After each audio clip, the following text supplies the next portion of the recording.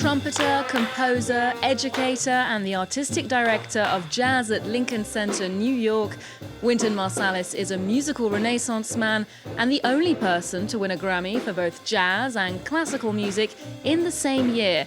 At the time, he was only 22 years old.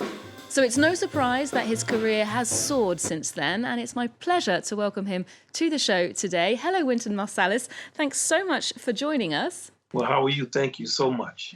Now, congratulations, first of all, on your new record, the Ever Fonky Lowdown. Before we get on to some of the very interesting things that record tackles, I want to ask you about its form, because it defies categorization, really. There's jazz, gospel, swing, funk, but at times it feels a bit like an opera with this big sweeping narrative, a Greek chorus, some contributions from incredible musicians. How do you sum up this record? How do you describe it? I would describe it as a circus, a narrative circus. So it takes on the form of that. I played a circus when I was in high school. The joke of a circus is the trumpet plays the entire time. And some older musicians said, let the kid play this part. And I was honored. And I realized 15 or 20 minutes into the circus that I was not going to stop playing for 2 hours. So it's a circus. Okay.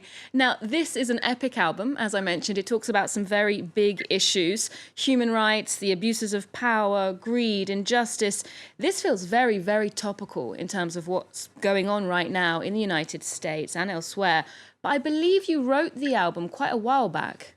2018. Every decade I've written pieces that deal with social issues, and they focus specifically on the United States, but it encompasses issues that we address in the world, the idea of universal humanism, and like that.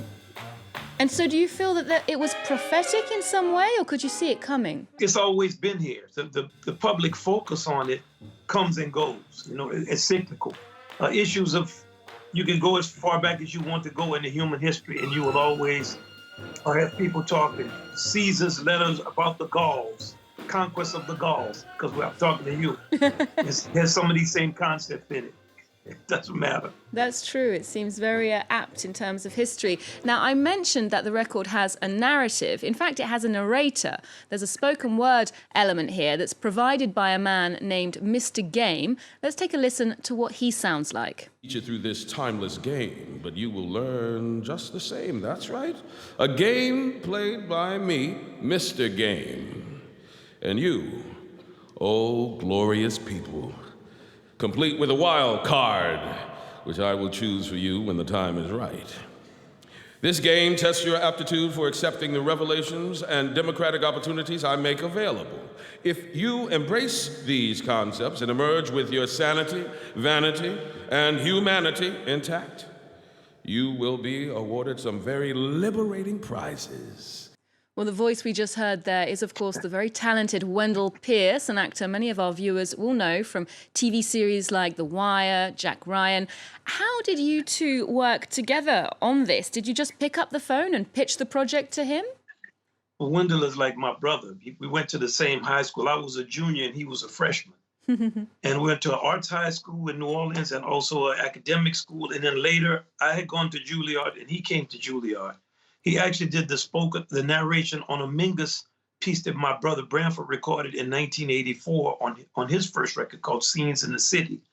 And we're like brothers. So I just called him and talked with him and told him what it was. And we have the same kind of work ethic. We come from the same cultural environment and background. And we share a lot of the same conceptions. So it really was very easy to speak with him and get his voice, and he put in a tremendous amount of work. Two parallel artistic destinies there from the same place. That's amazing. Now, this character, Mr. Game, has this wonderfully persuasive voice. You hear him mention some very seductive ideas like freedom, democracy, telling us that we're winners. And then some of those ideas get a little bit darker when you scratch the surface. How did you create this character, and what does he represent? Well, I studied leaders and people who are conquerors throughout history, with the exception of Genghis Khan, who never had a hustle. He just killed you and took your stuff and you went along with him. But all of the people who had to have a political kind of, you go back to Julius Caesar, many of the American presidents, diabolic figures like Adolf Hitler, there's a line of rhetoric that everybody runs. Joseph Stalin, and I condensed them into this game. And the Mr. Game is a preacher, a politician, a street hustler, a carnival barker, a con man. And he uses the first step of his rhetoric as that we're winners and we're always right. So I started taking what did all these despots and what these people have in common and how do they get masses of people to go along with the destruction of their fellow man. And I reduced it to a 7-step progression. And that's the first objectives of the game. And Wendell takes you through a 7. Then you win 5 prizes. And those 5 prizes are things that we can see in the United States today and anywhere in the world. So, you know, the progression leads you to segregation, the increase of battling, domestic battles and transacting everything, primetime pornography and the commodification of community. It leads you to surveillance and fear through security. And it leads you finally to freedom from all thought and constructive engagement. So all of these cultures that we see this type of master-slave dynamic, eventually the masters will fall into that to those 5 awards. Powerful words indeed. Now, that spoken word element punctuates the musical parts of the album. So let's get an idea of that sound. Take a listen.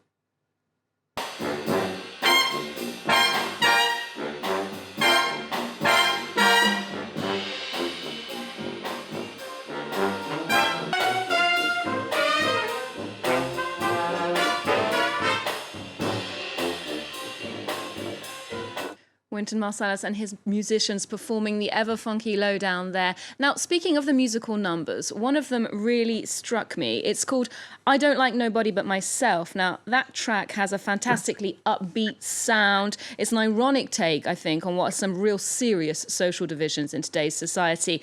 We're seeing a lot of that being played out right now in the US, in the presidential campaign. Many people are concerned that there's such a gap now, such a gulf between the two camps, that we can't bridge that gap. What do you think? How are we going to overcome those differences? Well, I think that there's not as big a gap as people think when it comes to those 5 prizes. Like, everybody agrees they want to be segregated. Everybody agrees they want to fight and be in court all the time.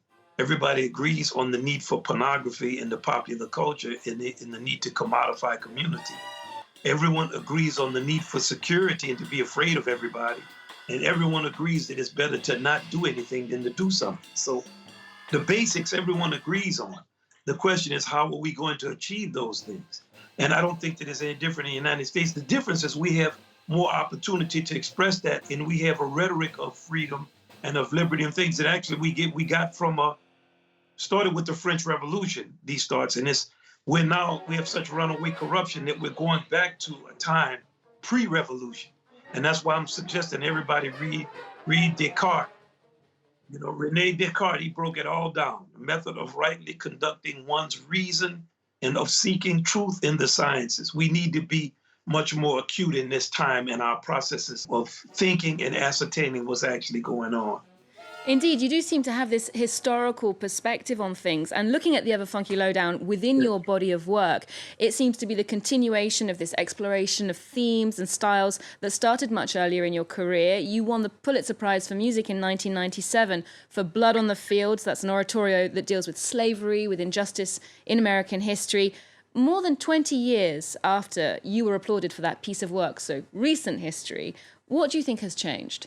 These are timeless fundamentals. They don't change that much. It takes a lot of pain for us to change these things. The awareness of it in this moment is a little higher because the pandemic has people inside. But are we willing to face the freedom of others, equality between men and women, developing a depth of soul, having a respect for things that are deeper than money? Not believing in violence against other people and taking their stuff.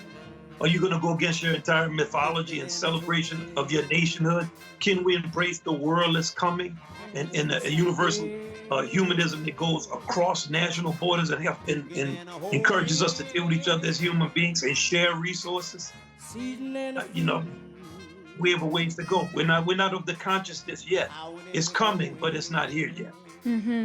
Now, Wynton, I believe that you're a New Orleanian by birth, but you've been a very committed New Yes, Yorker ma'am. for some time now, especially in terms of your plates in the arts community there as the director of jazz at Lincoln Center. Now, the COVID-19 pandemic hit that city particularly hard. Some people are saying the consequences might mean New York's never the same city again. When it comes to the future of live performance, the arts, as the director of a cultural institution, how do you see the future panning out? I'm always optimistic of the future, and I always tell people, look at any city in a major war after it was bombed out, and then take a picture of it now. Go to Berlin. Get a picture of Berlin in 1945. Get a picture of it, and you pick your city, Tokyo. Then go to that city now, because that's what I think about human beings.